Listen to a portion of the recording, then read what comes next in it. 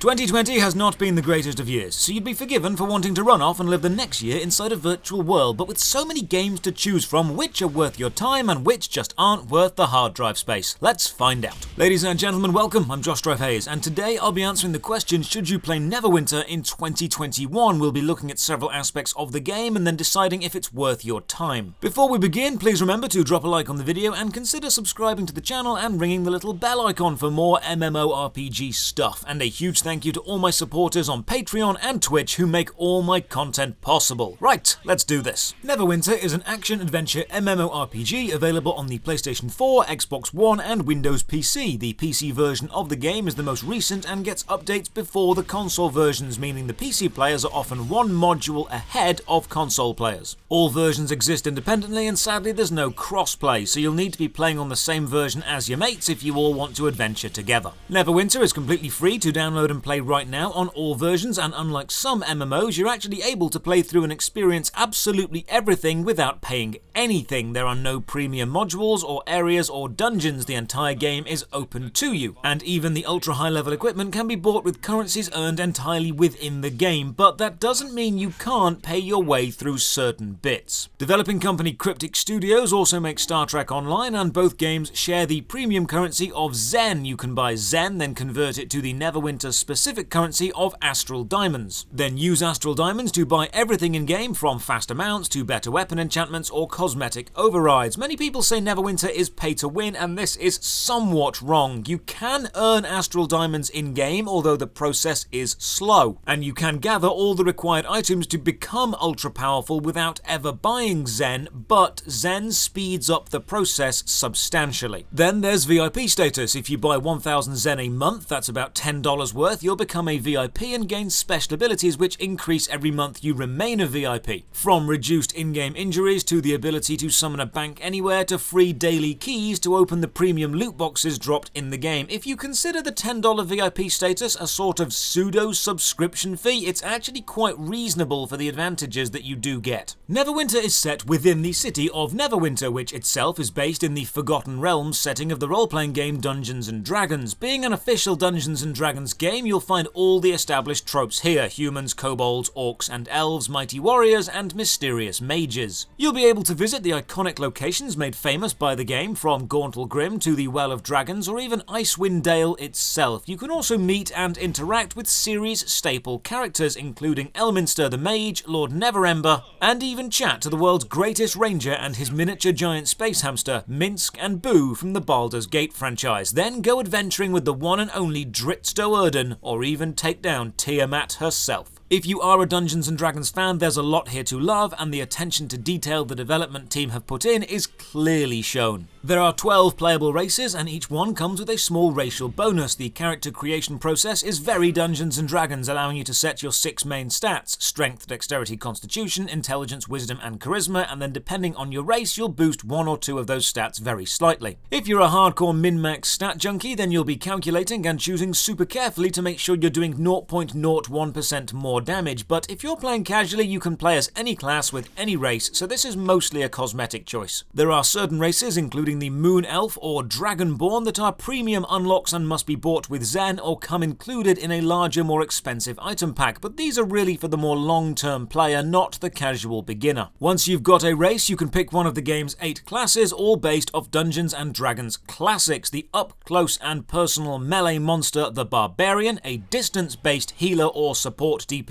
the Cleric; the Bastion of Defense and Shield of the team, the Fighter; the combo healer, tank and all-around good guy, the Paladin; range DPS with close range shenanigans and clearly the best class, the Ranger; the super sneaky invisible nuke DPS, the Rogue; a creepy healer DPS combo who helps themselves by harming others, the Warlock; and finally the classic freeze enemies and slow time down magicians, the Wizard. All classes are viable for both solo and group play, and all classes play remarkably fundamentally different from one another, and all classes are needed in almost all dungeons. While the flavour of the month may change, you'll very rarely be completely useless, and you'll definitely find a class that suits the way you want to kill things. And that is why you play Neverwinter: the combat. The story, I can take it or leave it, the graphics are acceptable, the music is decent but nothing game-changing, but the combat! This is what sets Neverwinter apart. Neverwinter's main draw is its combat. It's an action aiming system with incredibly fast and responsive controls and constantly changing battlefields. Each class plays so differently to each other that you need to relearn and remaster each one anytime you switch. And each fight is totally possible to win if you know how to play your class. It's one of the few MMOs where knowledge and a high skill level can sometimes make up for the lack of endgame items. Now in Neverwinter you don't have access to hundreds of abilities at any one time. You have to choose which ones you're going to use. For PC, your two main attacks are mapped to the left and right click. Then you've got 3 abilities mapped to Q, E and R, and some daily abilities mapped to 1 and 2. If you're playing on console, you simply use all the buttons and it's remarkably intuitive. Then each class has a special function activated by pressing Tab. The Ranger will switch from their bow to their close combat blades and all their attacks change. The Rogue goes invisible and now all your attacks are in stealth mode. The Fighter holds up their shield and protects the teammates around them. The ability to customize and move around which attacks are mapped to which buttons and to do different things with your class's ability means any combat encounter plays out differently depending on the class you are approaching it with. And in a team, all combat styles work super well together. While Neverwinter may not have the map size of Terra or the epic scale of Warcraft, as a fan of action combat, I have to admit it is probably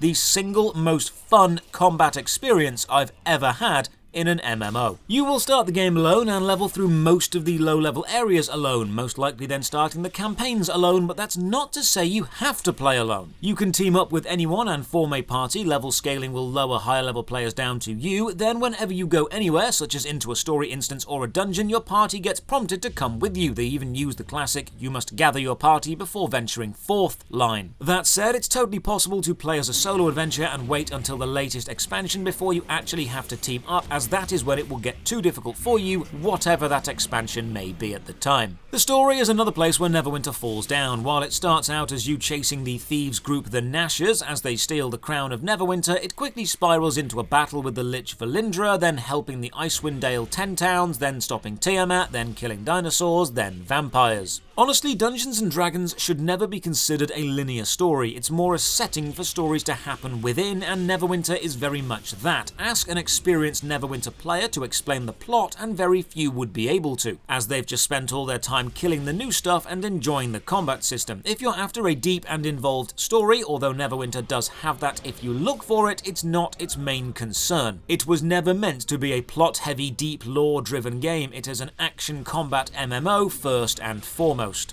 MMO population ranks Neverwinter as the 22nd most active game with 2.3 million total players and an average daily user base of 135,000 players. While that may not sound like a lot compared to RuneScape's million players a day, the maps in Neverwinter are much smaller. And the dungeons are accessed by a queuing menu, meaning it actually feels rather populated. You'll likely be around other players most of the time until you adventure out into the further wilds of the latest expansions. There are always guilds and clans recruiting and looking for new members across all game versions, and the YouTube scene has some knowledgeable and dedicated creators, including Nova, Northside, and Galactic Underwear. The best builds and money-making methods often change in Neverwinter, so it's useful to keep up with their updated guides if you're looking to play seriously. The subreddit is surviving. It's not the most populated, but you can find answers to most questions. Just don't say anything bad about the game. As for the latest Xbox and PlayStation 5 launch, it's not been officially announced yet, but it's highly likely it will be coming to them. Neverwinter is an amazing early game experience. You'll gain levels quickly, you're introduced to the intricacies of combat, the voice acting is good, the pacing is great, the adventure is fun, and as you move quickly through the mid-game, you'll be equipping new items and armor at an acceptable pace. Then in the end to mid-game, you'll be showing true mastery of your class as you fight your way through much more dangerous places and visit iconic locations and generally enjoy the combat.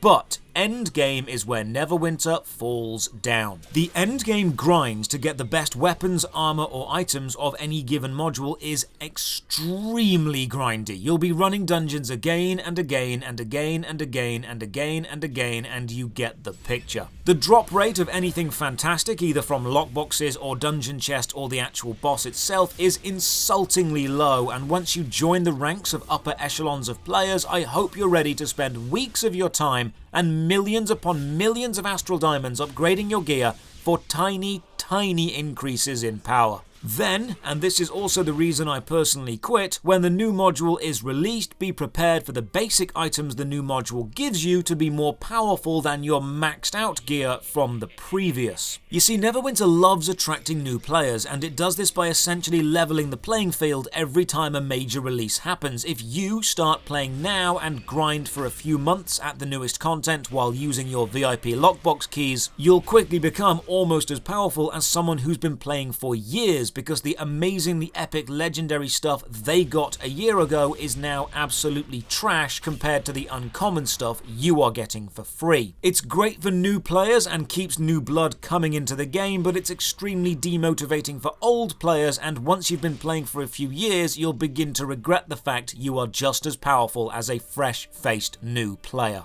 As for content, Neverwinter is divided down into the start of the game, which is your quick flight up to almost max level, and then the campaigns, which are structured adventures with daily and weekly caps on how much progress you can make on each. There are so many campaigns that unless you make playing Neverwinter your full-time job, which I had to a year ago, you won't be completing them all anytime soon, which is a shame because completing the campaigns unlocks permanent boosts in power, so you're going to have to do it at some point. There's almost an overwhelming amount of stuff that opens up at the end game, but hey, at least you won't be bored. So, should you play it in 2021? Honestly, yes, but mostly for the early and mid-game experience. It's super fun to level a fresh character, and if you can find a dedicated group of friends to enjoy the experience with, it's got one of the best action combat systems ever made. It's Dungeons and Dragons, and when you're adventuring as a mid-level group, it feels like a Dungeons and Dragons adventure. But just like how Dungeons and Dragons is always more fun when you're a slightly lower level and loses its fun if you have to grind the same campaign again and again and again,